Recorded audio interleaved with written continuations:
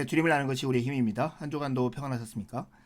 오늘 우리는 제이디 그리어의 기도 먼저 중에서 제4장 기도를 수단으로 삼지 말라 하는 주제를 함께 나누겠습니다.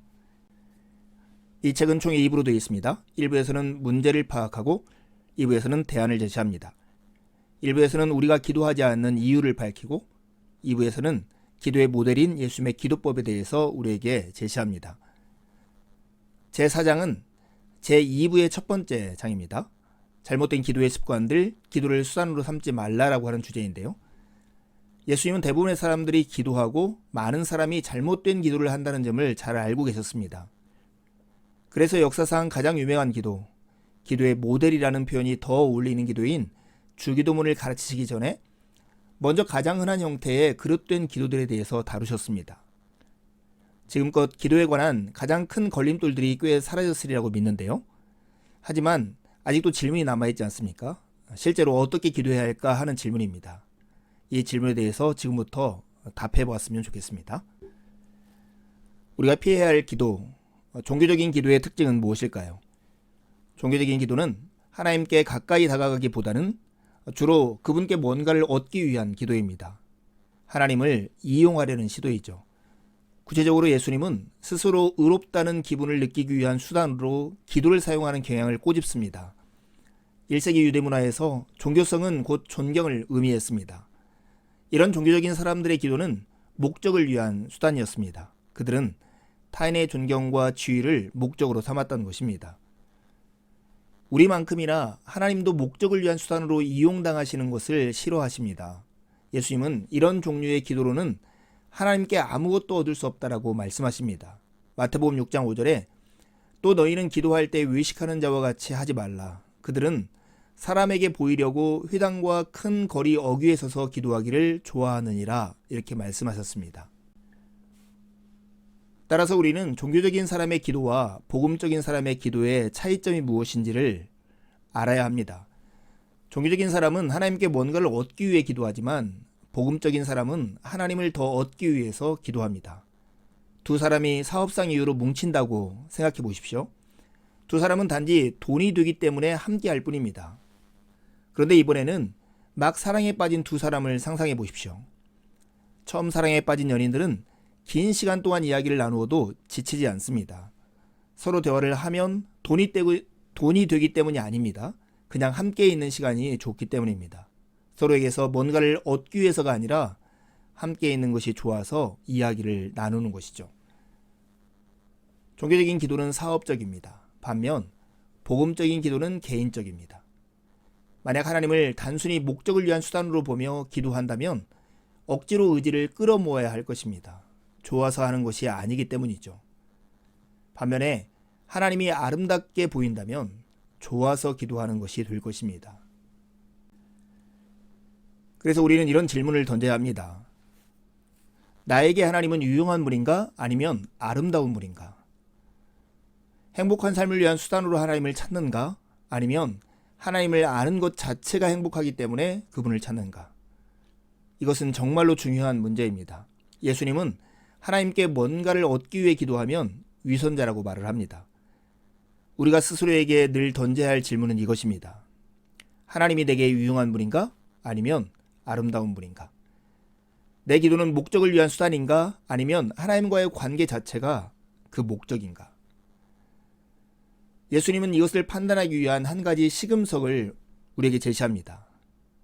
당신은 은밀히 기도하고 있습니까? 하는 질문이죠. 기도하는 진짜 동기를 알 수 있는 방법은 자신이 아무도 보지 않을 때 얼마나 기도하는지를 돌아보는 것입니다. 여러분은 은밀히 기도하고 있습니까?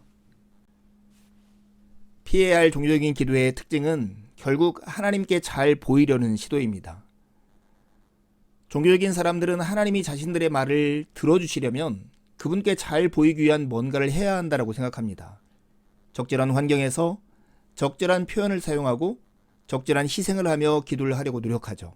하지만 이런 행동의 이면에는 하나님이 기본적으로 우리에게 적대적이라는 전제가 깔려 있습니다. 이런 기도의 본질은 신에게 잘 보여서 우리를 좋아하고 도와주게 만들려는 시도인 것이죠. 지성이면 감청이다 하는 식의 기도가 종교적인 기도의 특징입니다. 이러한 종교적인 기도에 대해서 예수님은 그만두라 라고 말씀하십니다. 별다른 진단이나 신학적 설명은 없습니다. 그냥 그만둬. 너희는 하늘 아버지를 몰라도 너무나 모르는구나 라고만 말씀하십니다. 마태복음 6장 8절에 예수님이 이렇게 말씀하셨습니다. 그러므로 그들을 본받지 말라. 구하기 전에 너희에게 있어야 할 것을 하나님 너희 아버지께서 아시느니라. 다시 말해 여러분을 사랑해서 기꺼이 여러분을 받아주시고 여러분에게 무엇이 필요한지 이미 아시는 아버지께 기도하라는 말씀입니다. 자녀에게 하나님은 설득시켜야 할 재판관이 아닙니다. 우리의 필요를 아시고 우리를 깊이 아끼시는 아버지이십니다. 하나님께 잘 보이려고 애쓸 필요가 없습니다. 그분을 설득하려고 할 필요도 없습니다. 그냥 자녀로서 아버지를 찾아가 이야기하면 됩니다. 크리스찬들은 하나님이 자신들을 이미 알고 사랑하시며 필요한 것을 아시는 아버지라는 분명한 인식 속에서 기도해야 합니다. 우리 기도의 주된 목적은 하나님이 잊어버리신 우리의 필요를 상기시켜드리는 것이 아닙니다. 그분의 환심을 사는 것이 아닙니다. 단순히 그분과 시간을 보내기 위한 일입니다. 기도의 모델인 주님의 기도를 배우기 전에 우리는 기도를 수단으로 삼는 태도를 먼저 버려야 합니다. 다시 말해 잘못된 기도 습관들을 버려야 하죠. 복음을 이해한다면 하나님께 잘 보이기 위한 기도, 이와 같은 기도를 하지 않을 것입니다. 하나님의 이름을 반복해 부르는 것, 좀 제발이라고 말을 하는 것, 이미 약속하신 것을 해달라고 요청하는 것, 무미한 표현들을 사용하는 것, 훈계하기 위해서 기도하는 것. 이것들은 우리가 버려야 할 그릇된 기도의 습관들이죠. 그리스도가 이미 우리 대신 하나님께 잘 보이셨습니다. 우리는 그리스도의 완성된 사역에 그 무엇 하나도 더할 수 없습니다. 바퀴축이 심하게 틀어진 자동차처럼 복음에 관한 생각을 그만하는 순간 우리의 기도 생활은 예수님이 경고하신 도랑에 빠지게 될 것입니다. 기도로 하나님께 잘 보이려고 하거나 하나님께 원하는 것을 얻어내기 위한 수단으로 기도를 오용하기 시작할 것입니다. 기도는 하나님께 무엇인가를 얻어내기 위한 수단인 게 아니라 하나님 그분을 얻는 교제의 수단입니다. 이제 두 가지 질문하고 마치려 합니다. 우리의 기도를 들으시는 하나님은 우리가 설득시켜야 할 재판관이 아니라 우리의 필요를 아시고 우리를 깊이 아끼시는 아버지이십니다. 이 사실을 정말 믿으십니까? 두 번째 질문입니다. 하나님은 여러분에게 유용한 분이십니까? 아니면 아름다운 분이십니까? 우리의 기도는 목적을 위한 수단입니까? 아니면 하나님과의 관계 자체가 목적입니까?